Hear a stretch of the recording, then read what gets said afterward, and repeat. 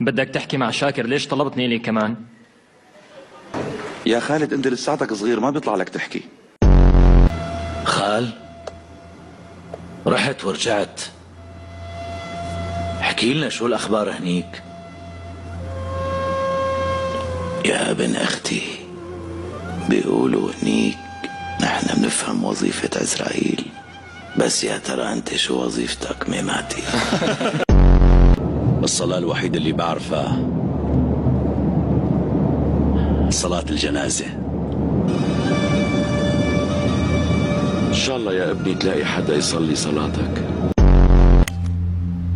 نعم عمي. عمي ميماتي؟ نعم عمي. الو.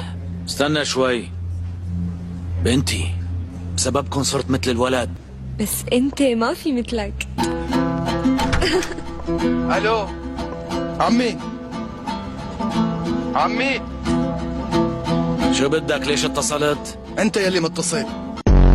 شو يعني؟ لما بيروحوا هدول بتبقى الدولة فلتانة؟